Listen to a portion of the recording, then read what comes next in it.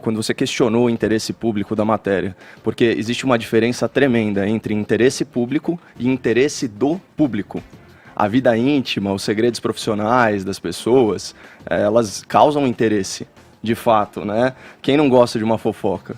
Agora, isso é muito diferente de interesse público. O interesse público é que orienta o jornalismo investigativo, que, por sua vez, né, tem o condão aí de desvendar ilícitos, apurar crimes, de repente até imoralidades, né? Muito diferente. Então, essa é uma matéria que nasce, talvez, de um interesse menor, um interesse mesquinho, de saber a vida íntima de pessoas relacionadas ao poder. Ou encontrar algo que desabonasse. Exatamente. E uma coisa de caso pensado. E isso é muito sério, porque a revista Época, na nota que você trouxe para a gente, usa a seguinte expressão: não recorreu a subterfúgios para realizar a matéria. Ora, olha só, vou ler um trecho da própria matéria.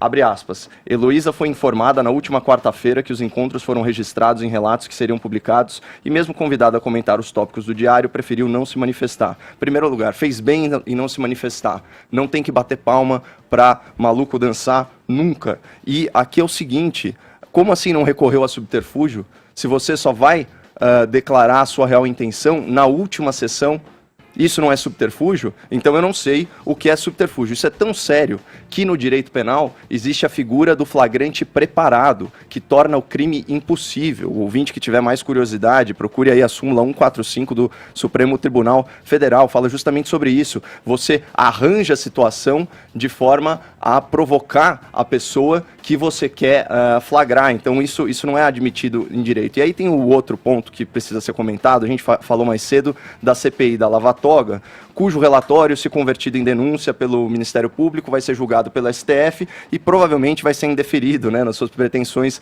punitivas. A questão que se impõe aqui, no caso da Lava Toga, é quem vigia os vigilantes. Inclusive, essa é uma proposição do poeta romano Juvenal. Nesse caso, quando a gente tem um agente político, como é o caso do Eduardo Bolsonaro e tantas outras autoridades públicas, reclamando aí dos abusos da liberdade de imprensa, por assim dizer, a questão é análoga. Quem critica o crítico? Não é verdade? Ou ele é imune a críticas, certo? Eu acho legítimo que qualquer cidadão, seja ele agente do poder público ou não, critique a imprensa. E os limites para essa crítica são os mesmos, certo? Que estão balizando as nossas ações em relação à liberdade de expressão. Se você incitar a violência, você abusou da sua liberdade de expressão. Se você incorrer em um crime contra a honra, portanto injúria, calúnia, difamação, você extrapolou a sua liberdade de expressão. Então, o nosso ordenamento, ele já traz aí os limites de atuação. Eu acho sim que houve uma grave falha ética nessa matéria